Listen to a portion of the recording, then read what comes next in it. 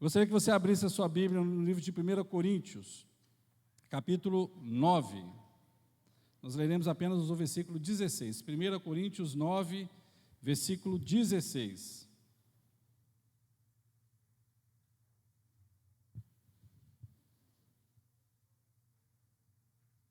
Eu vou contar duas situações diferentes aqui que a gente vivencia todo dia, principalmente você que é adolescente, né? Eu não sei se acontece na sua casa, na minha casa não acontece não, Bruna, não acontece não. Quando a gente quer alguma coisa, como filho, adolescente, né? Como é que você chega no seu pai? Quando você quer alguma coisa? Você chega assim, ô pai, estou querendo um dinheiro aí para eu poder sair com a minha namorada. É assim que você chega? Não, né? Você chega assim, pai, te amo tanto. Isso não acontece lá em casa não. Lá em casa não acontece não. Pai, você... A Betina está falando que acontece sim? Acontece não, né, filha? Acontece não. A Betina faz direto, mas não acontece não. Aí você chega totalmente carinhoso, né? Aí olha para o seu pai, olha para sua mãe e fala assim, nossa, você está tão lindo hoje. E olha que eu sou feio, hein? Você está tão lindo hoje, pai. Aí eu falei assim, meu filho, o que você quer, menino? Fala logo. Mas você chega assim, não é? Estou brincando? É mentira? Você sempre chega assim, né? Fala assim, ai, papai, você é tão lindo, eu te amo tanto, pai. E quando lá em casa alguém chega assim, eu te amo tanto, pai, eu já sei, o que você quer, né? E existe aquela dificuldade da gente chegar e falar assim, ô, meu filho, faz aquele negócio para mim. Ah, não, pai, nossa, eu já faço tanta coisa, parece um escravo aqui nessa casa, pelo amor de Deus. Aí é aquela reclamação total, né? O pai te dá uma missão e você não cumpre, porque você fica enrolando, né? Aí faz uma outra coisa, aí vai jogar um não sei o quê, aí vai mexer não sei aonde, e aquela tristeza medonha, a vontade de tacar a primeira coisa que vem na frente, pá, na frente da cabeça do menino, a gente não faz por amor, né? Depois a gente acerta as contas, mas a gente não faz naquele momento por amor. Mas quando o papai e a mamãe te der um negócio para você fazer, varão de guerra, em nome de Jesus, faça. Faz assim, ó, tá bom, mamãe, tá bom, papai, aquele sorriso, entendeu? Não pode ser sorriso amarelo, né? Que a vontade é a gente deixar ele branquinho, né? Ou preto, né? Porque aí fica aquele lugar vago assim, mas tudo bem. Então faça em nome de Jesus. Porque a gente tem que entender, queridos, que missão dada é missão. Missão dada é missão. Muito obrigado, aprendi diácona. Brincadeira, gente, não tem nada disso não. Missão dada é missão. Vocês estão com um problema emocional, alguma coisa assim? Missão dada é missão. E tem que cumprir. Você falou agora. Missão dada é missão cumprida. Então vamos ler aqui o texto que nós preparamos para hoje. O texto diz da seguinte forma. Todo mundo vai ler junto. Leamos. Se anuncio o evangelho.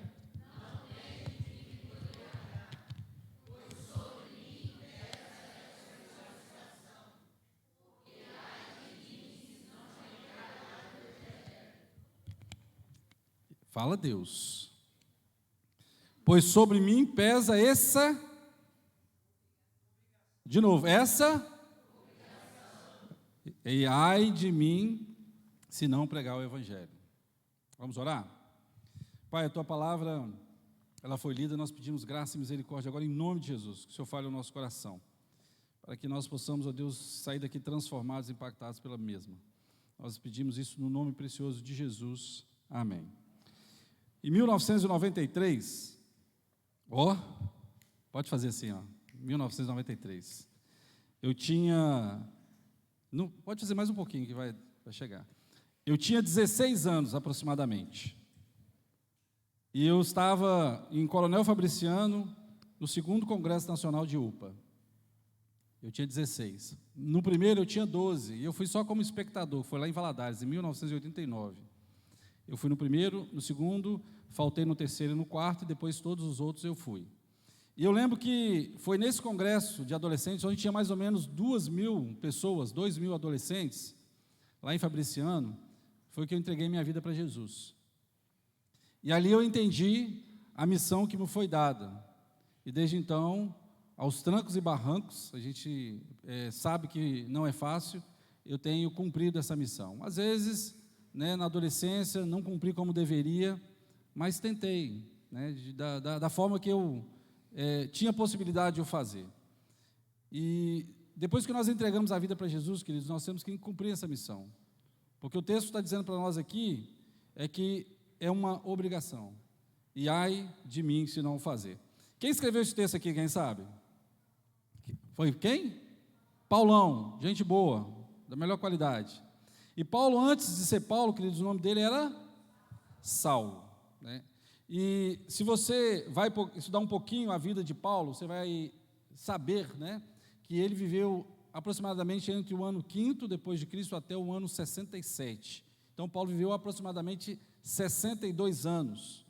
Ele era um fariseu, um cidadão romano, ele nasceu em Tarso, ele era um homem que a vida toda, a sua infância, a sua adolescência, a sua juventude, ele foi um cara que estudou. Ele estudou muito. É um cara que ele queria chegar, né, ao patamar de ser um rabino, que naquele contexto judaico era o top do top. E ele tinha que estudar para ser rabino. Para você ser alguma coisa, você tem que estudar, não tem jeito. Eu sei que muitos vão olhar para mim e falar assim, nada a ver esse negócio de estudar, né? Mas tem que estudar. Amém? Pouca gente fala amém quando fala em negócio de estudar, né? Ninguém gosta desse negócio. Gente, estudar faz bem para a saúde. E conserva os dentes também, né? Você sabia disso, né? Que estudar conserva os dentes, né? Estuda não para você ver em casa, bobo. Então, esse rapaz, Saulo, né, na época, ele era um cara que estudou a sua vida toda, né? Alguns estudiosos falam que de 0 até os 22 anos, esse cara foi um judeu observante. Era um cara que estudava, que conhecia, era fariseu, que era uma das maiores castas naquele período. Ele era um cara que buscava informação e durante a sua vida, né, ele tentou perseguir e conseguiu perseguir vários cristãos, porque ele não aceitava a vinda de Cristo como a pessoa a qual a Bíblia falava, as leis, né, a Torá, né, mencionava. Ele não aceitava isso, ele queria alguém que reinasse fisicamente. E o nosso Deus, Ele reina eternamente e de forma espiritual, e reinará fisicamente quando Ele voltar pela segunda vez. É isso que eu creio, e é isso que as Escrituras dizem. E esse homem, né, que perseguiu os cristãos, que tinha autoridade, que tinha moral, que era judeu, que era romano, esse rapaz, um certo dia, a caminho de Damasco, ele estava com cartas na mão, né, que dava prerrogativa para ele poder prender, matar, trucidar, torturar cristãos. Ele literalmente, né, como alguns falam, ele cai do cavalo. E aí o Senhor fala com ele, Jesus fala com ele. E a gente que já leu um pouquinho, conhece a história, né, ali ele fica cego, e ali ele é conduzido, e ali ele tem um encontro real com Cristo, e o Senhor lhe dá uma missão. E esse homem, durante a sua vida, durante os 28 anos até os 41, ele era um convertido fervoroso. Era um homem que buscava de todas as formas conhecer a Deus e fazê-lo conhecido. Esse é o principal motivo de a sua existência, conhecer a Deus e fazê-lo conhecido. Amém, queridos? Presta atenção que eu estou falando com você. O principal motivo da sua existência é conhecer a Deus e fazê-lo conhecido. Vamos lá, conhecer. Todo mundo junto agora. Conhecer a Deus e fazê-lo conhecido. Se você não está fazendo isso, você está bobando, velho. Você está ficando doido. Isso é o principal para a sua vida. Então, dos 28 ao 41, esse homem era um homem convertido. Dos 41 a 53, já chamando Paulo, ele era um missionário itinerante, e ele viajou por muitos lugares para poder cumprir esta missão. E dos 53 a 62, ele foi um prisioneiro e um organizador de comunidades. Foi onde ele escreveu a maioria de suas cartas. Então esse homem até preso, ele cumpriu a missão dele. E se hoje nós temos a possibilidade de ler a palavra dele, é porque a missão dele foi cumprida mesmo em momentos difíceis. Ele cumpriu a missão dele. Quando eu era adolescente, eu vinha para os trabalhos, né, para acampamentos, para encontros. Assim como vocês estão sentados aí, por isso que eu estou feliz de ver vocês aqui, eu ficava assim, Deus, acho que nunca eu vou poder estar lá na frente pregando. Eu acho que nunca vou conseguir cumprir a missão dessa forma. E eu não sei como é que eu vou cumprir a minha missão. E eu queria que o Senhor falasse comigo, porque eu acho que eu não vou ter condição de fazer isso. Hoje eu estou com 45 anos. Eu continuo achando que eu não tenho condições de fazer a missão, de cumprir a missão. mas hoje eu me contento com a graça de Deus. Porque a graça de Deus, ela permite que nós, pecadores que somos, consigamos cumprir a missão dele da forma que ele quer, não da forma que nós queremos. E eu lembro que eu tinha essa dificuldade, porque até para chegar nos acampamentos era difícil, porque eu não tinha dinheiro para ir. E aí eu tinha que receber uma ajuda de alguém chegar para mim e falar assim, vai lá, Rato, no acampamento lá.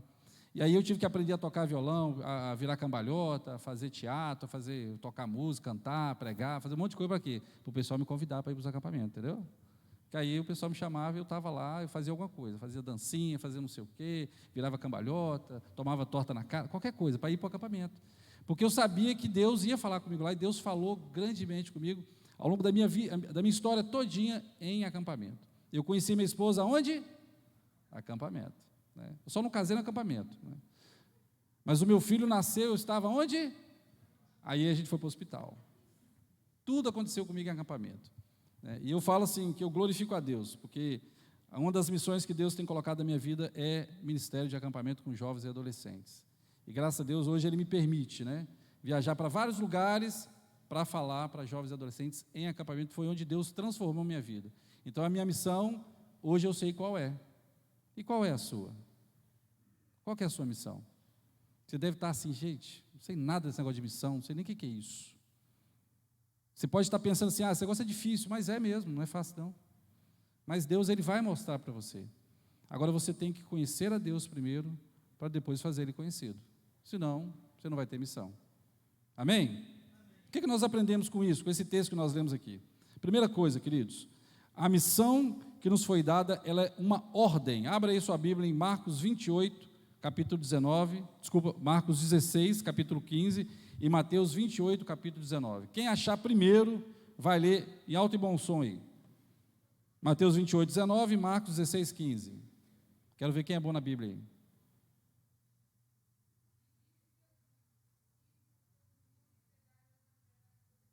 E disse Jesus, ide por todo mundo e pregar o evangelho a toda criatura. Agora o outro texto.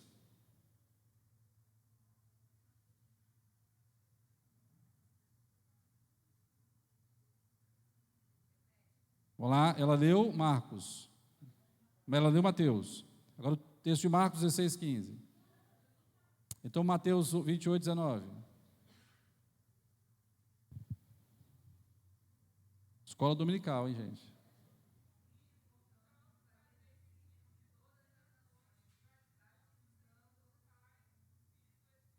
Amém. Novamente o texto diz para a gente ide. Isso é imperativo, meus irmãos, é para você, é uma ordem. O texto que nós lemos fala, pois sobre mim pesa esta obrigação. E ordem dada, queridos, tem que ser cumprida. A missão que nós temos que cumprir, ela é urgente. As pessoas, elas estão morrendo. Hoje adolescentes aí morrem aos montes, jovens, adultos, estão morrendo por nada. E nós não estamos cumprindo a nossa missão de falar para essa moçada. É muito mais fácil, pessoal, o adolescente escutar você que é adolescente do que escutar alguém que é adulto. Porque na cabeça dele ele fica travado. Pais, você acha que é fácil o seu filho te escutar? Será que é fácil o seu filho falar com você? Você tem que rebolar, meu irmão. Você tem que urrar muito para que esse menino chegue para você e fale assim, pai, eu estou namorando. Meu irmão, demora 355 mil anos. É muito difícil essa menina chegar para o pai, para a mãe e falar assim, mãe, eu estou gostando do fulano. Você tem que ter muita intimidade para isso. Então, adolescente, para você, é muito mais fácil você chegar para alguém da sua idade e falar assim, irmão, deixa eu falar um negócio, irmão não, brother, né? É brother ainda? Mano, né? Véi, mano, brother, esse negócio tudo aí. É muito mais fácil chegar para ele e falar assim, ô cidadão, gostou? Presta atenção, Jesus te ama, cara. Você raciocina uma menina bonitona chegar para o rapaz e falar assim, Jesus te ama. Não fala eu também não, senão o cara já era, o cara cai durinho ali na hora. Mas é muito mais fácil um adolescente falar para outro adolescente. É por isso que você tem que começar a cumprir a sua missão agora, na sua idade.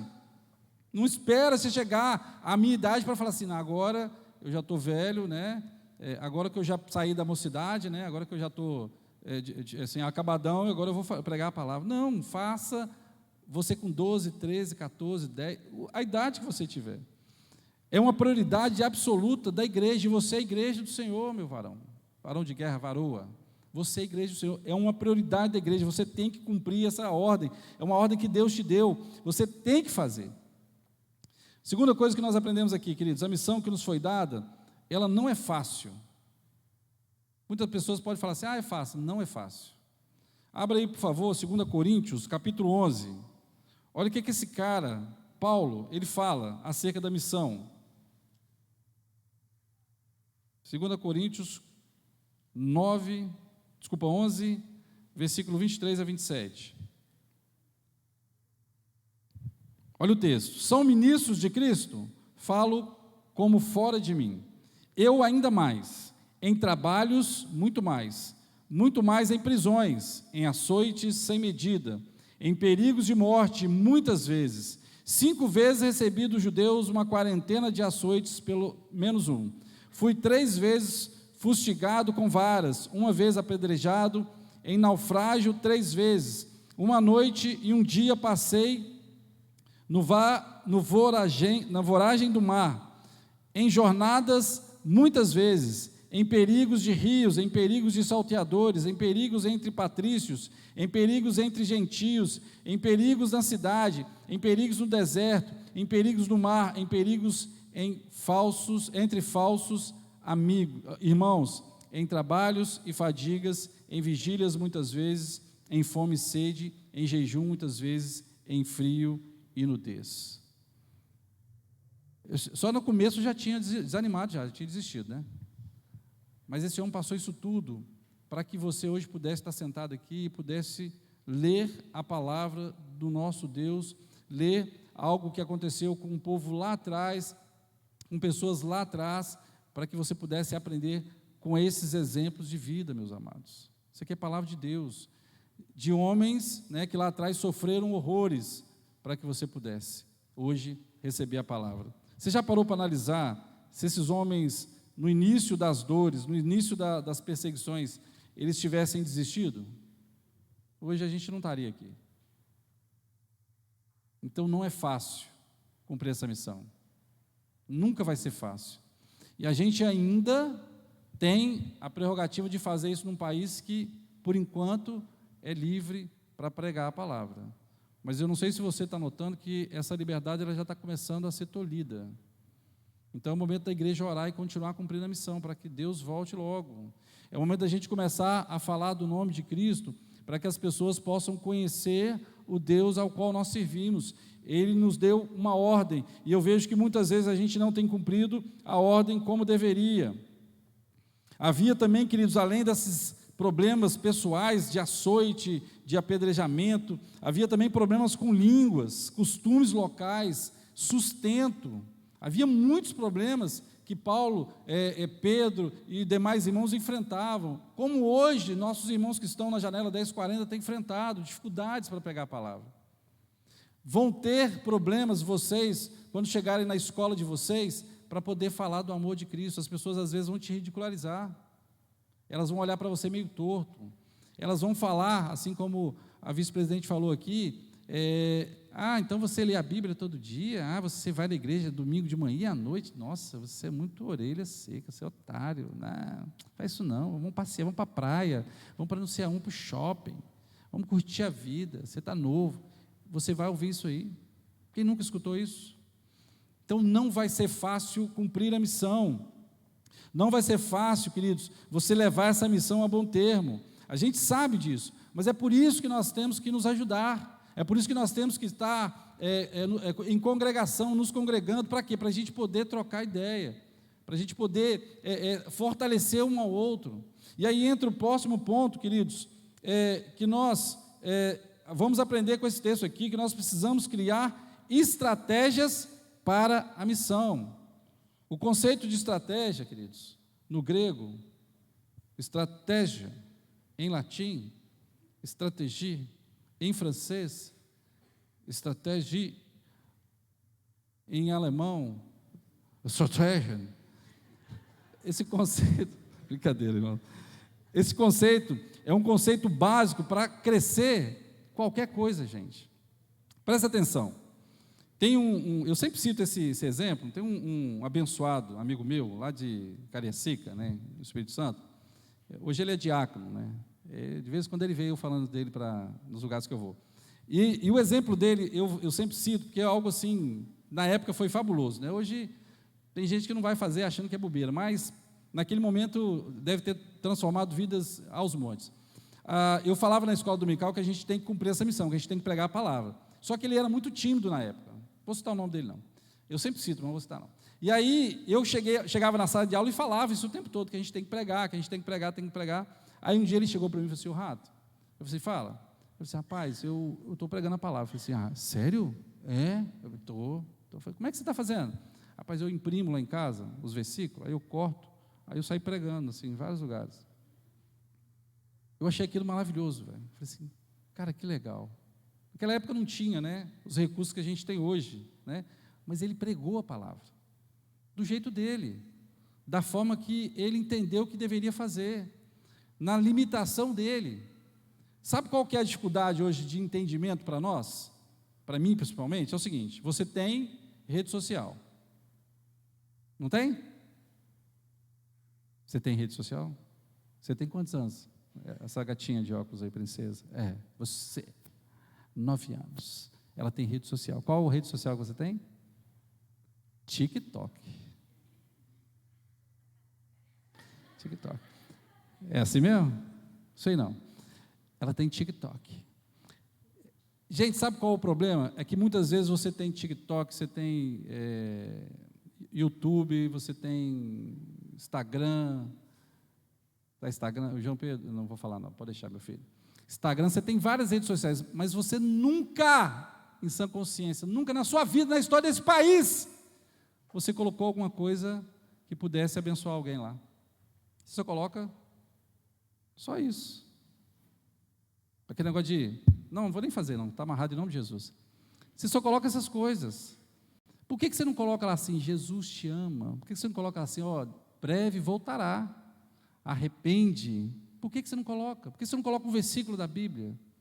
Por que você não fala, não olha assim, pega aquela câmera e fala assim, abençoado, se você não vir para Jesus, já era. Por que você não fala? Não, porque se eu fizer um negócio desse, já era, vou perder meus amigos. Meu irmão, o que adianta você ganhar um monte de amigo, né, um monte de seguidor e perder sua alma? O que vai adiantar? Então pega aquela rede social sua e faz alguma coisa. Esses dias, uma moça lá da igreja, que ela tinha dado a ideia, né, de fazer o Instagram da igreja lá, de postar algumas coisas, e ela já não estava fazendo há muito tempo. Ela começou a fazer, né, se empolgou no início, mas depois, como jovens e adolescentes, acaba no meio do negócio, perdendo o gosto e tal. E aí, esses dias, eu estava falando sobre isso lá na igreja, né, que eu entrei nessa igreja agora, eu estou pastoreando essa igreja já desde janeiro, e aí ela me mandou uma mensagem, falou assim, pastor, deixa eu fazer uma pergunta para você.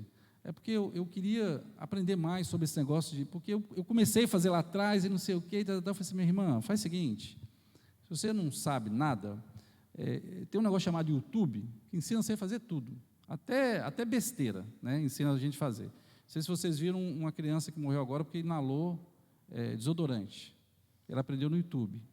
Então ensina um monte de asneira.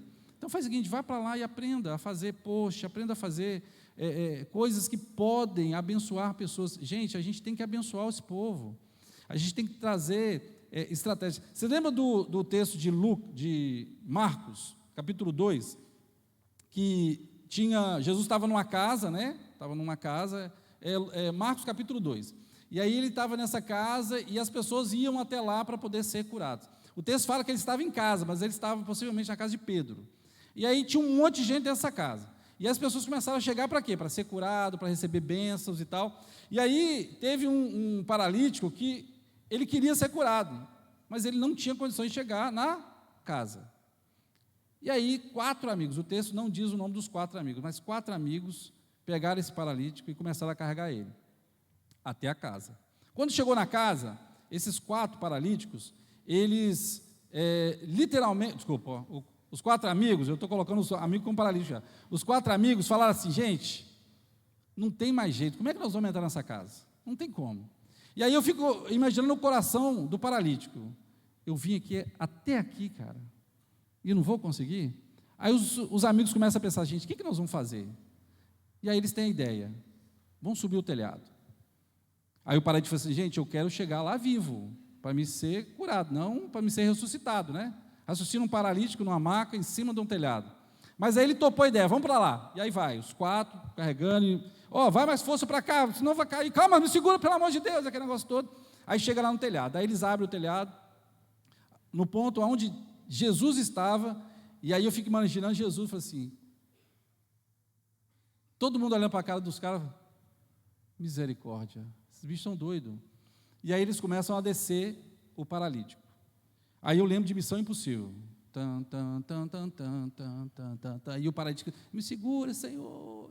E aquele negócio todo, e aí o cara desce, paralítico, até onde Jesus está. Gente, para você fazer um negócio desse, você tem que criar uma estratégia. O negócio não é fácil, não. E aí eu fico imaginando de novo a cabeça do paralítico, né?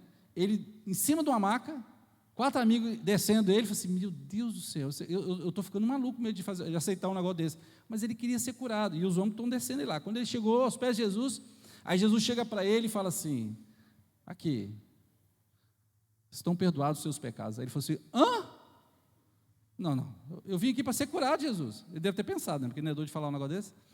E aí o Senhor fala isso, e aí a gente sabe como é que é a história, e no final Jesus manda ele tomar o leite e andar.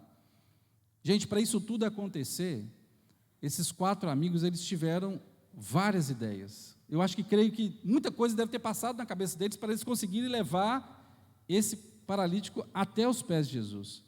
Você na sua escola, varão, varoa, você tem que criar estratégia com os que são do reino também. Eu trabalhei 2 anos como evangelista na igreja presbiteriana de Batiba, no interior do Espírito Santo, quase divisa com Minas Gerais. E lá eu fui para trabalhar com os adolescentes, eu fui contratado para trabalhar com os adolescentes. Só que eu vi um nicho dentro das escolas, e eu acho que as escolas são o maior campo missionário que a gente tem na face da terra, é a escola. Principalmente porque ela está sendo doutrinada, né? A gente sabe que as escolas estão sendo doutrinadas. E aí eu lembro que eu fui para lá e consegui entrar em todas as escolas do município. Até o IFES eu consegui entrar para pregar a palavra. E aí, meu querido, era estratégia em cima de estratégia. Porque você chega lá e fala assim, eu sou da igreja, né? Eu quero pregar a palavra aqui. O pessoal, pode não. Mas eu vi que tinha muitos adolescentes lá que estavam tentando suicídio. E eu falei assim, não, eu trabalho na área social aí, eu vim aqui para ser amigo da escola, para poder ajudar, conversar, bater um papo com os adolescentes e tal.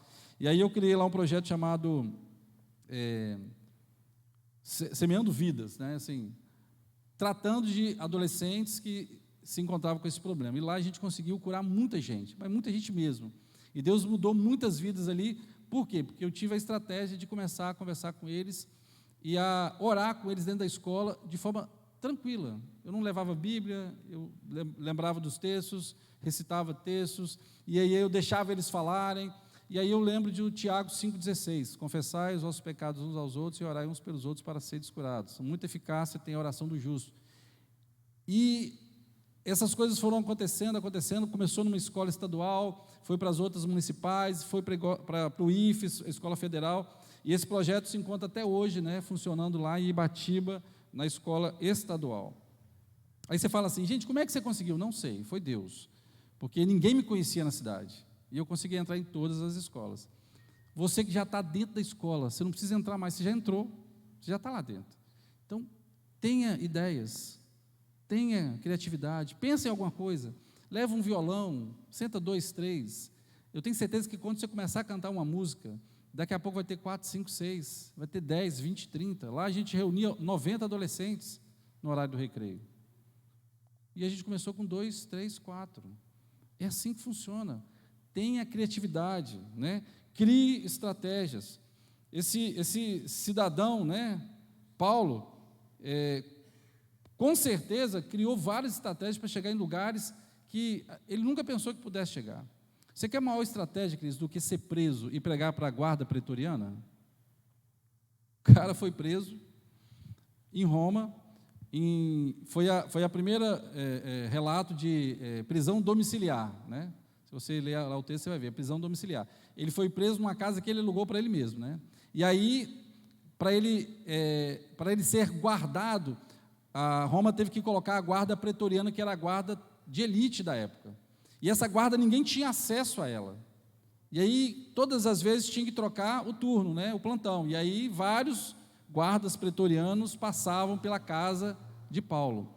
E durante esse período que esses guardas passavam lá, o que Paulo fazia?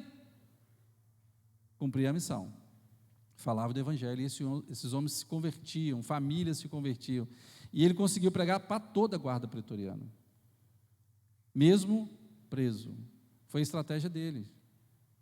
E aí, por isso que Paulo, às vezes, não reclama muito das suas prisões, porque ele diz que as prisões, os açoites, contribuíram para o crescimento do evangelho.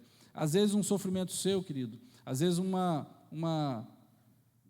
desavença sua, alguma coisa que você esteja passando, pode estar contribuindo para o crescimento do evangelho, e você achar assim, Deus, mas está tão ruim, está tão difícil, está tão complicado.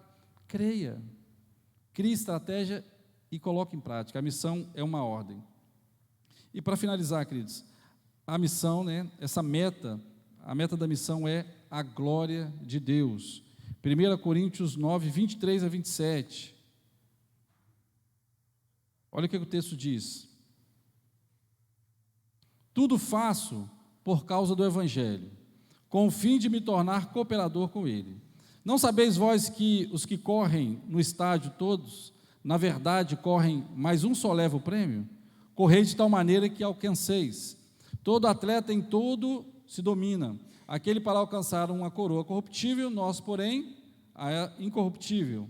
Assim corro também eu, não sem meta, mas assim luto, não como desferindo golpes no ar, mas esmurro meu corpo e reduzo à escravidão, para que, tendo pregado a outros, não venha eu mesmo a ser desqualificado. Esse homem fazia tudo isso, passava por tudo isso. Ele cumpria a missão dele sofrendo horrores. Mas para quê? Para que ele pudesse não ser desqualificado e ser um homem segundo o coração de Deus e receber o prêmio, que é o prêmio da soberana vocação em Cristo Jesus. Queridos, nós, todas as coisas que fazemos, temos que glorificar a Deus.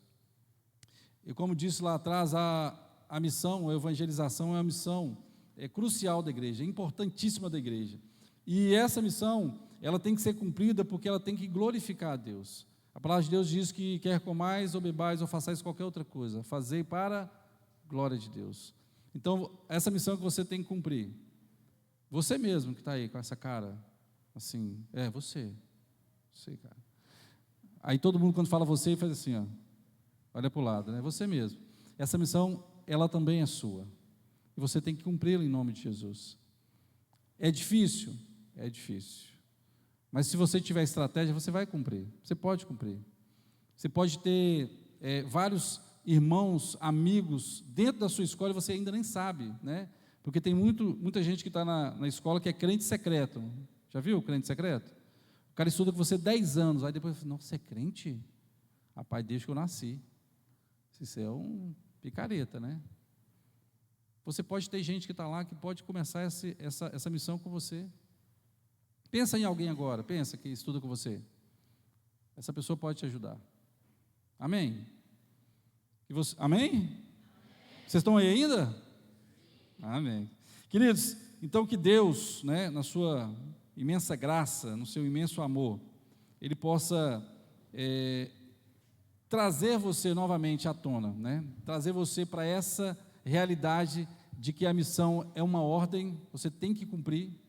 Essa missão é difícil, a gente sabe disso, mas é por isso que nós temos que ter estratégias e pessoas, né, podem estar ao seu lado com ideias geniais e você ainda não chegou para perguntar e você ainda não se posicionou, né, como alguém que pode cumpri-las, que pode cumprir essa missão. E essa missão ela tem uma meta de glorificar o nome do Senhor Jesus. Então, faça em nome de Jesus. Não receba a sua idade, os problemas da vida como limitação. Receba como força, né? A palavra de Deus em Tiago 2 diz que as nossas dificuldades, as nossas provações, elas geram em nós perseverança, e por isso que a gente tem que se alegrar nelas. Paulo se alegrava da dificuldade. A gente tem que se alegrar. Você vai ser perseguido? Sim. Por causa do Evangelho de Cristo Jesus? Sim. Você vai ser ridicularizado? Às vezes. Eles vão zoar a sua cara? Sim. Eles vão falar mal de você? Vão. Mas aqui, a gente está aqui nesse mundo, eu e você, de passagem. Daqui a pouco o Senhor vai vir nos buscar. E para onde nós vamos vai ser infinitamente melhor. E aqueles que estão hoje zombando de nós, aqueles que não são filhos do Deus que nós servimos, eles estarão chorando eternamente. E você estará feliz eternamente. Amém?